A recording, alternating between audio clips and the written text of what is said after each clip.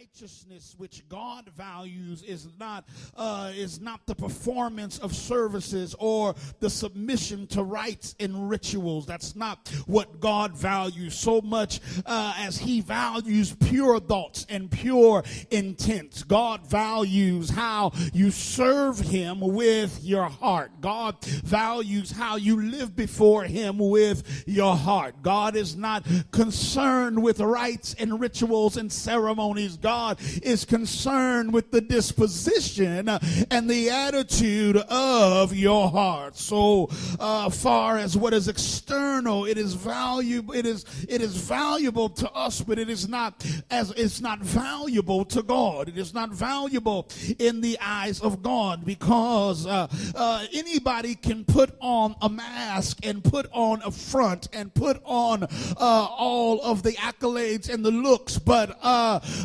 you can't hide and mask who you really are on the inside. If you're ugly on the inside, you're going to be ugly on the outside. It doesn't matter. They used to say beauty is only skin deep. Beauty is only skin deep. In other words, if you want to find someone that is beautiful, you've got to look beyond this outside facade and look into the depths of who they really are. And so Paul wants us to understand in the midst of this particular text, he wants us to understand that faith is the substance of things hoped for, the evidence of things that have not yet been seen. He begins to try to build our faith by looking back to our forefather Abraham. He begins to try to build our faith by looking back to Abraham and the father of, who is called the father of our faith. I want to say to you today, my brother and sister, that your highest welfare depends on your highest faith. In other words, your faith will determine how far you will achieve. It is not necessarily just a spiritual principle. There are people that don't know anything about God, but they believe in positive thinking.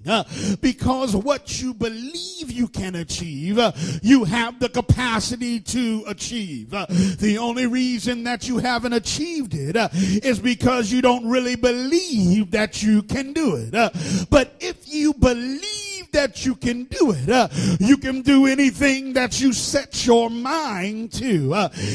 He wants you to understand that it is not based on previous experiences. It is not simply based on family history. It doesn't matter where your family has come from.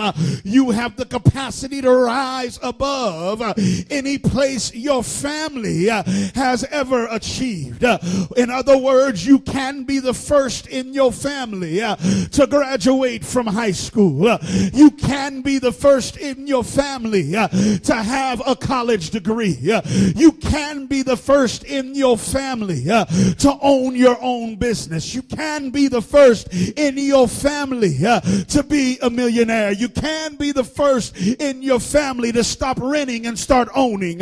You can be the first in your family to walk away from the gangs. You can be the first in your family to walk away from drugs. You can be the first in your family to walk away from being promiscuous. You can be the first in your family to stand up on your own 2 feet and say, I'm going to serve God with everything that's in me. If I've got to leave everybody else behind, then I'll have me a new family, my church family, and I'll walk with them and I'll say, God, be my mother. God, be my father. God, be my sister. God, be my brother. If I got to walk by myself, I believe